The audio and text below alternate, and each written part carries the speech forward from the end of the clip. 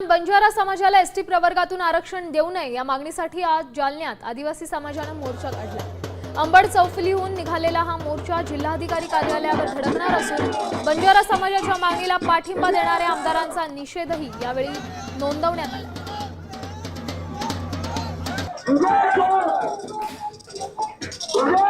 समाजाला आदिवासी प्रवर्गातून आरक्षण देऊ नये या मागणीसाठी जालन्यामध्ये आदिवासी समाजाकडून भव्य मोर्चा काढण्यात येतोय। अंबड चौफुली येथून या मोर्चाला सुरुवात झालेली आपण पाहू शकतो। हे सगळे आदिवासी बांधव आपल्या सोबत आहे। महाराष्ट्रामधल्या ज्या विधानसभेमध्ये जे सदस्य आहेत, जे आमदार आहेत, खासदार आहेत, त्यांना जे बंजारा समाजाला पाठिंबा देत आहेत, आदिवासीमध्ये त्यांना सामील करून घ्या म्हणून त्यांना पाठिंबा देत आहेत।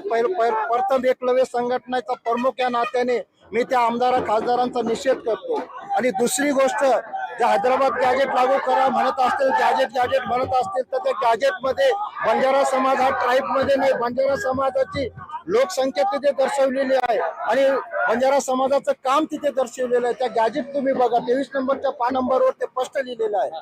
आणि आदिवासीमध्ये बंजारा समाज हा कधी येऊ शकत नाही। ही सुरुवात आहे जालन्या मराठवाड्याची ही सुरुवात झाली म्हणावं लागेल। येणाऱ्या 14 तारखेला शहापूर ते मुंबईला पण आमचा मोर्चा आयोजित केलेला आहे मंत्रालयावर। अक्षय शिंदे, साम टीव्ही न्यूज, जालना।